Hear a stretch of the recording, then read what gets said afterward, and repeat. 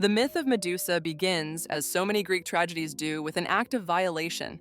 A priestess of Athena, devoted and pure, is assaulted by Poseidon within the goddess's own temple.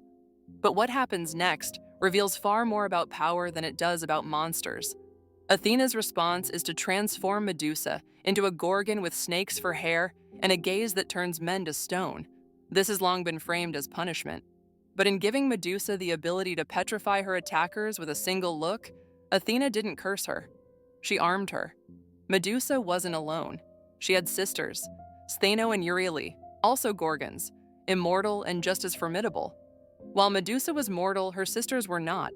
They were born as powerful beings, feared and revered. Together, they formed a triad of feminine power that no hero could truly conquer. When Perseus came for Medusa, her sisters pursued him, their wails echoing across the sea. They couldn't be killed, only escaped. A reminder that some forces, once awakened, cannot be destroyed. The snakes, often symbols of rebirth and divine wisdom, became her crown. The petrifying gaze became her ultimate defense. No longer a victim, Medusa is untouchable, exiled not as punishment, but because her very existence threatens the order that failed her. An exile can be its own kind of power.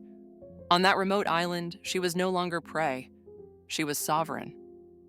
Then comes Perseus, the so-called hero. He never faces her directly, only through a reflection, never meeting her eyes. Even with divine gifts, he approaches her as she sleeps.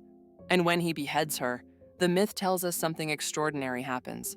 From her neck springs Pegasus, the winged horse, and Chrysaor, the golden warrior. Even in death, Medusa creates life, legacy, power. The violence meant to erase her only multiplies her influence. And what of Medusa's legacy? Her severed head, mounted on Athena's shield, becomes the ultimate weapon.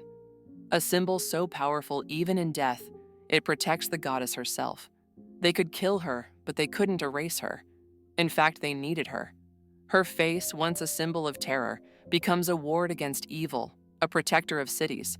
The very thing they feared becomes their salvation. Perhaps the real lesson of Medusa isn't about the danger of monstrous women, but the cost of creating them. Time and again, in myth, we see women transformed into monsters, not because they were born monstrous, but because they refused to be silent, obedient, or forgotten. Their monstrosity is the label given to their resistance. Because myths, like stone, endure. And Medusa's story was never really about turning men to stone. It was about making sure they remembered. Remembered her rage, her power, her refusal to disappear. Remembered that some women, when pushed too far, become forces of nature. And nature always has the last word.